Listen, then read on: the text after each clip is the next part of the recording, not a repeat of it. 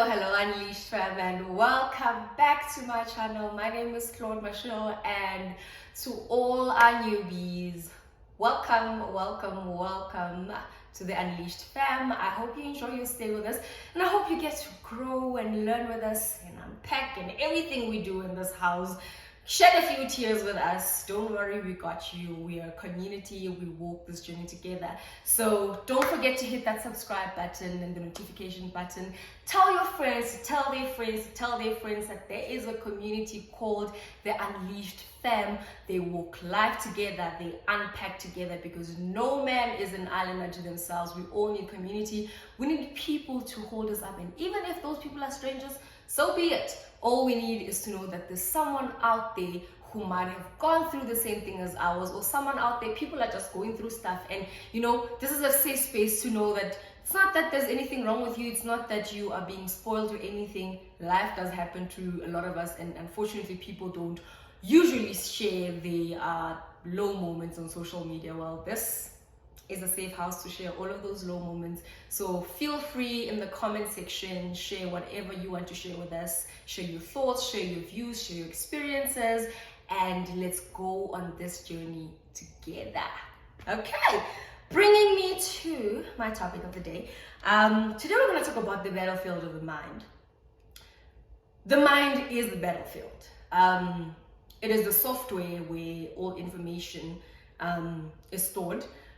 It is where everything that we do, all our existence, all our being is stored. If they take my brain and transplant it into a different body, that person might not look like me physically, but they will behave like me. They will remember things that only I should remember, or only I should know. That's how powerful your brain is, and that's why there's no such a thing as a brain transplant, because then you are taking a person's whole identity and memories, their thoughts, and you're putting it in a different body. So essentially the person you're trying to transplant is non-existent. The person that exists is the original holder, whatever, of the brain. So that is why the mind is such a powerful, very complex, thing, but we need to find a way to uncomplicate it and to whatever extent that we need to, and so that we know exactly what we're dealing with. Okay, so we talk about God in your heart, but really the real heart is an emotion center somewhere in your brain. So all your emotions are stored somewhere here. Yeah, I know sometimes it feels like it's a real heart that's here. It's painful. It's just, I can't even explain it, because that's just how powerful the mind is. It can take you where you think things are supposed to be and make you feel things as you think you're supposed to feel it, So there's so many people, there's so many things actually in life that attack our minds. When you think about it, everything that happens to us, or anything that life throws at us, actually happens once, and then the rest of it lives in our brains. Whatever has ever happened to you, it only happens once and it's gone. It's never happening again. That specific incident will never happen again, but it continues to live on in our brain. It continues to torment us, continue to do whatever it wants to do with us, because it lives rent-free in our brains. Right? So when we're dealing and we're processing things, and we are, feeling, and we are all of those things, we're actually dealing with something that continues to live in our brains that doesn't live anywhere else. Basically, it's non-existent in the outside world except in our minds. And that's why these things are so dangerous. That's why these things are so powerful, because they then continue to dictate our everyday life, how we show up in situations, how we respond to people.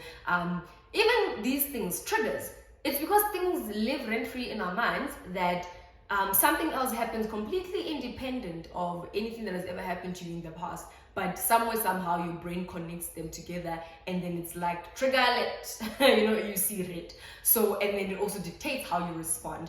And more so when it comes to things like depression and anxiety, when you trace it back, especially these things, mental health diseases and conditions, actually, they're very complex. So I am not going to, I'm not by any means trying to narrow them down to a simple form, because there's a lot of things that goes on. There's hormones and serotonin and whatever in the brain that's imbalancing and all of those things. But there's also the element of past experiences holding us hostage to it, you know. That's where people have multiple personalities. Someone at some point, someone exists as a child because they're still stuck at a specific, before a specific incident ever happened, or there's another personality that lives up to 20 because that's where the cutoff is. You know, there's so many things that happen in the brain that we don't really talk much about. And I think the big thing that I want to talk about in relation to the battlefield of the mind, it's joy. There's so many things we can talk about, but I want us to think about the joy aspect of it, you know, especially to people dealing with depression and anxiety. Joy is really a big thing, and you might think you know what joy is, but to a lot of us it's actually a foreign concept, you know. When was the last time you felt joy in your life? When was the last time you felt at so much peace, and it wasn't because everything was going well in your life, it wasn't because everything was stable, but you were just full of joy in your life? You were just full of joy, regardless, you know, dancing in the rain type of vibes, dancing in the storm type of vibes, where you were just feeling so much joy, that you had so much joy in you that everything was happening around you, but you never went under. When was the last time that has ever happened? I mean, I know so many people who have so many good things going for them. There's so many things they've been achieving, so many things they've been doing, and I'm one of those. I'm going to be honest with you. So many things going well, so many things you've been achieving, but there's always something that's holding us back, or it takes just one little thing to trigger you into a place of depression or even anxiety. You're always anxious, you're always thinking of the worst, your mind is always running wild, regardless of the so many good things and so many things in your life that have went well. You know, when was the last time you actually felt at peace and you felt joy? You can tell me in the comment section when was the last time you felt it. But I know for a lot of us, joy is a foreign concept, you know. And I think one of the things to fight off things like depression and anxiety is joy. And what I'm describing, you know, dancing in the storm. A lot of things could be going wrong and you're still feeling joy about it. And it comes back to, what does God say about life? What does God say about joy? You know, the Bible says, the joy of the Lord is my strength. The Bible says, count it all joy when trials and tribulations, James 1, when trials and tribulations come your way, for it is for the testing of your faith.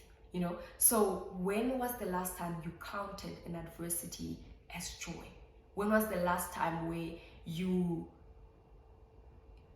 were just, you were okay, you were really okay, even in the midst of a lot of things going wrong in your life, all right? And that is, I think that is a goal we need to reach for. Put it somewhere that you want to be a person that's filled with joy. I mean, it's top of my list. It's top of my list. I am fighting every single day to have joy in my life, to be that joyous person. And how I fill my cup, maybe it's different from you, but I fill my cup with, what does God say about me? What does God say about my life? A lot of things that, you know, cause you anxiety and depression, it's just your mind. Well, it's always actually your mind just tricking you and doing all of the things it's not supposed to do. And sometimes some things don't even need medication. It's some situations, yes, by all means consult a psychologist, a psychiatrist, or whoever you need to see. And if some things may need medication, but some things don't need medication.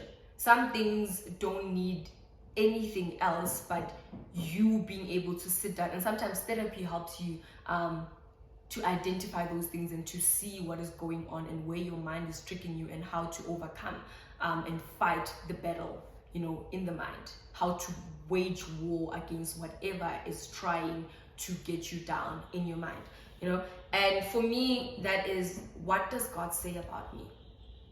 God says I am a masterpiece. God says I am destined for greatness. God says he knew me before I was formed in my mother's womb, and he called me according to his purpose, according to his destiny for my life. That means God has a plan for my life. God has, I am not a mistake, regardless of however way I came into this earth. I am not a mistake because God knew about me, and God planned for me to be here, and God destined for me to be here at this point. And all I need to do, regardless of the situation, regardless of how tough it is, I need to ask myself, God, why am I here? And what am I supposed to learn in this situation? And I've learned to actually, every time I find myself in a place where I don't want to be. An example I'm going to give you is when I started with my internship last year. First of all, I did not apply to be at the hospital where I am at. It was never my option. If you ask anyone who knows me, I have always said never and never shall I ever find myself at that place, ever in my life, because of the stories I had heard of how tough it is and the workload and everything. So when I found myself there, and I had no other choice, I was faced with the reality of either I stay unemployed hoping to get a different post somewhere else, and I know someone who delayed starting. I actually have a friend who delayed starting their internship because they got placement at the very same hospital, worked together, and they were like, nope, I'm not taking it, and then they waited from January up until to July or to June, where she decided, you know what, if this is still she was hoping she was going to get whatever her first choice or wherever else she wanted, and she still landed up there. So she still had to decide, you know what, I've been unemployed for 6 months already, so I just have to go ahead and accept the post and go to work. So I was faced with a situation where I could either be unemployed like her for longer, or accept the post and it is what it is, and what doesn't kill you make you stronger, and hope that it doesn't kill me because people do resign. It's a lot, but I think when it got a lot, it was a very shocking, I went there knowing there was a lot of work, but it's different when it actually hits you. It's different when you actually realize that, what the stories I heard could have never prepared me for this. And I had to sit down and ask myself, God, why am I here? Up to this day, I'm telling you, I don't have the full answer yet, but I came to a point where during that questioning, asking myself and asking God, why am I here? What am I supposed to learn from this? Surely there had to be something in store for me in this place that I couldn't get anywhere else. And I'm not going to limit it to just work skills, but everything holistically. And I just had to make that decision to look around me, coming back to choices. I just had to make the decision to look around me and find any positive thing I could find. Any positive thing. And if you've seen on my social media, I talk a lot, there's a lot of positive things, but one of the biggest positive things that I've been vocal about is the teamwork in the place. Guys, the nursing stuff. Can I just say, my experience of that hospital, the nurses alone carried it. Like they've made my experience so beautiful. And that is the one thing, I think that kept me going, that there is people who actually care. It's like, we're a family, man. We're a family. Everywhere I go, ask me, every ward that I've ever walked into, it's like, it's my home now. I know the people, they know me, I have tea with the nurses and all of that. And I had to look around me and find that positive thing to keep me going, especially when the going got tough. So it's the same thing in any situation. You need to sit down and ask yourself, ask God, why am I here? What am I supposed to find in this? Or what is there for me to find? Maybe it's something bad happened to you and you found yourself in this place, and It's not that God threw bad things in your way, but since you are there, like, God, what can we do about the situation?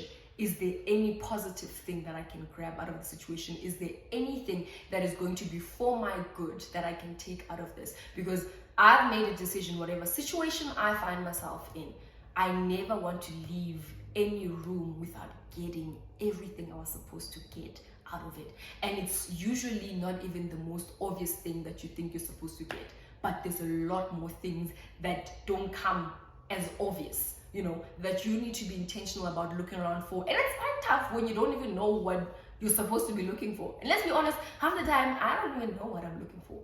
I don't even know what the good thing is, but then it just jumps in front of you. Then it just pops up, and right there, there it is. And now, if I had to ever write a review of this hospital, the first thing I would even talk about is the nurses. I absolutely love them. I can tell you stories about what they've done for me, but the point of this whole thing is look around you. It might be a depressing situation, it might be tough, but look around you and see what you can find. Another example I can give you, in the 2 months I talk always about, when everything was shut down for me, I was not doing anything, depressed and all of that. The highlight for me, I couldn't get out of bed, it was a mission for me to actually, go shower and actually make myself a proper meal to eat. But the one thing that stood out for me and that I looked for and I found in that space was, boy, I found God in that place. Me and God were literally sitting in that room together. We lived in that room together. I could hear God so clearly. Because I was looking for Him. I was looking, maybe I was not looking for Him per se, I was looking for something, but I found God. I could hear Him clearly talking to me, walking me through the journey, counseling me, being by my side, being the friend that sticks closer than a brother that He says He is, being my comforter, being my counselor, being everything He promised that He would be to me. And I found Him in that room. So look around, and that will give you so much joy. It will give you so much peace. For me, in that space, I was so at peace. It was chaos, I'm not gonna lie, but I was so much at peace because I knew I was not alone. I knew that God was with me in everything. I remember all I could write in my journal at the time when I was trying to journal was, I am not alone. God is with me. God is walking this journey with me. And that brought me so much peace. The calm in the storm, that's what that was for me. So look around you. Find it. Find it. What does God say? And look for Him in whatever it is. And trust me, when the scriptures say the joy of the Lord is my strength, finding Him in whatever situation it is, and Him showing you the things you're supposed to see, the things you're supposed to get out of whatever situation you find yourself in, will give you the strength, it will fuel you to continue going on and pressing on. And then the other thing is fighting the battle in the battlefield of the mind. You need to do all that is humanly possible. We can theorize it and try to over spiritualize it and try to whatever it is, we can rabashanda, whatever. Obviously, by all means, I pray.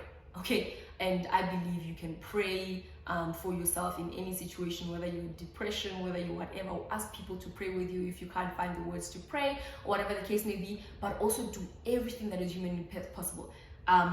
Prayer is one of them, and then there's also seeking medical advice, seeking medical attention, or seeking psychological solutions, from professionals.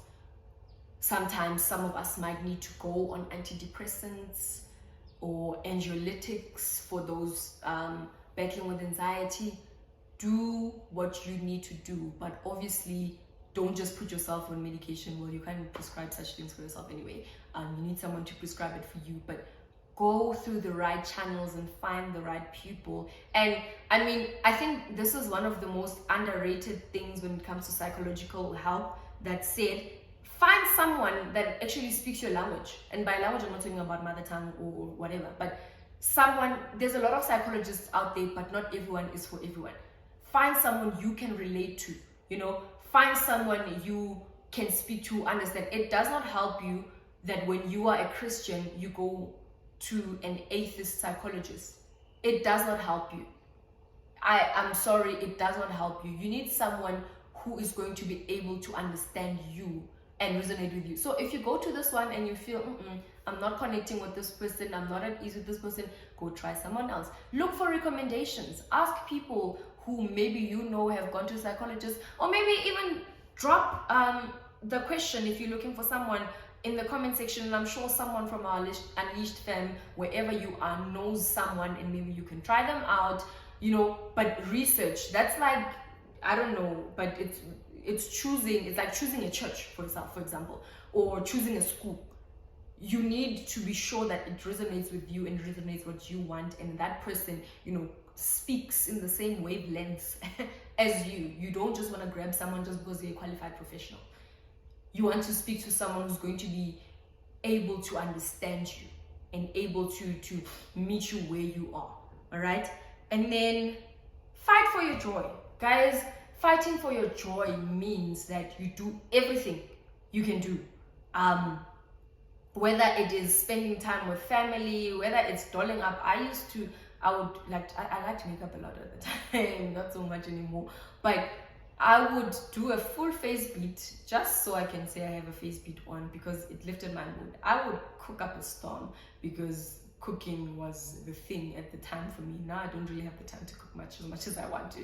But do whatever you need to do, whether it's cooking, whether it's dressing up, whether it's going out with friends. But obviously don't beware of falling into traps of alcoholism or dependency issues, or going into drugs and things like that to keep yourself afloat.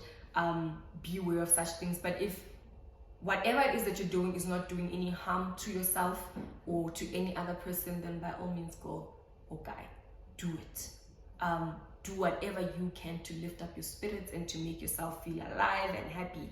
Do not let the enemy steal your joy, because that is one of the big things the enemy tries to steal from us. It's our joy. And once he steals your joy, it gets a lot more complicated. He steals your motivation, he steals your strength.